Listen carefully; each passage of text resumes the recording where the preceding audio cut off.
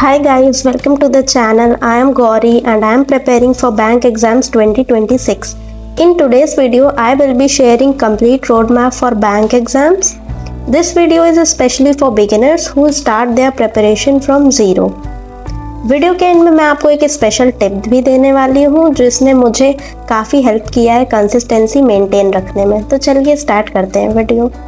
सबसे पहले आपको अपनी प्रिपरेशन को 5 फेसेस में डिवाइड करना है। सबसे पहला फेस है फाउंडेशन फेस। आपको सबसे पहले अपने सारे सब्जेक्ट्स के बेसिक्स क्लियर करने हैं। जैसे क्वांट्स में आपको अर्थमेटिक के बेसिक से कॉन्सेप्ट करने हैं, उसके क्वेश्चन सॉल्व करने हैं। रीजनिंग में आप इजी टॉपिक उठा सकते हो, उसके क्वेश्चन सॉल्व करो। इंग्लिश में आप ग्रामर के बेसिक रूल्स करो, वोकैब करो और रीडिंग हैबिट डालो। डेली आपको पढ़ने की हैबिट डालनी है। कम से कम 4 से 5 घंटा आपको मिनिमम डेली स्टडी करनी है, वो भी कंसिस्टेंटली।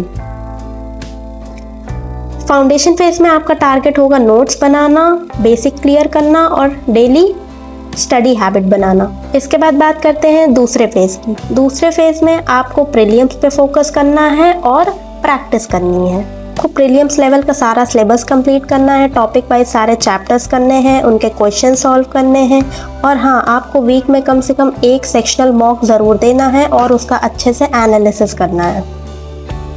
दूसरे फेज में आपका टारगेट होगा प्रीलिम्स लेवल का पूरा सिलेबस कंप्लीट करना, सेक्शनल मॉक टेस्ट देना और उसका एनालिसिस करना, प्लस करंट अफेयर्स से स्टार्ट करना। आपको दूसरे फेज से करंट अफेयर्स भी स्टार्ट कर देनी है। आपको अभी जनवरी 2026 से आपको करंट अफेयर्स से स्टार्ट कर देनी है ताकि आपकी कम से कम 6 से 7 महीने की करंट अफेयर्स अच्छे से प्रिपेयर रहे।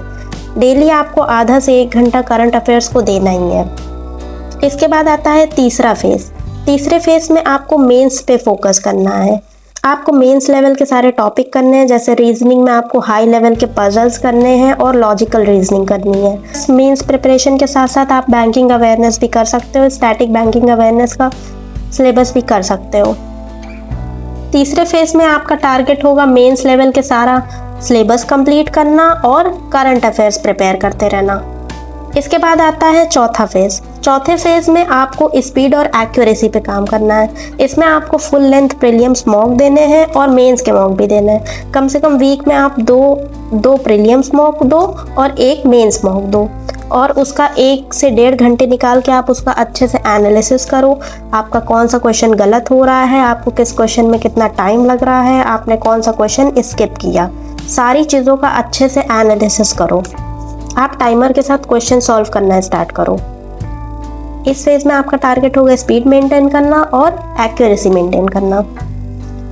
इसके बाद आता है फाइनल फेज जिसमें आपको कुछ भी नया नहीं पढ़ना है। आपको सब पिछला ही प्रैक्टिस करना है, मॉक देने हैं, प्लस उसका अच्छे से एनालिसिस करना है और आपको करंट अफेयर्स बिल्कुल भी स्किप नहीं करनी। करंट अफेयर्स आपको डेली करना है तो करना ही है। अब बात करते हैं वो स्पेशल टिप की जो मैंने आपसे वीडियो के स्टार्टिंग में बोला था कि मैं आपसे शेयर करूंगी, जिसने मुझे कंसिस्टेंसी मेंटेन करने में काफ़ी हेल्प करी है। आप मिनी क्विज या फिर सेक्शनल मॉक ये सब देते रहो जिससे कि आपका स्कोर आपको पता चलेगा कि आप कहाँ पे स्टैंड कर रहे हो और आपका कॉन्फिडेंस लेवल भी बूस्ट होगा कि हाँ, मेरे मार्क्स इम्प्रूव हो रहे हैं। तो गाइज़, आज के वीडियो के में इतना ही था। मिलेंगे नेक्स्ट वीडियो में, तब तक के लिए take care, do subscribe channel and bye bye.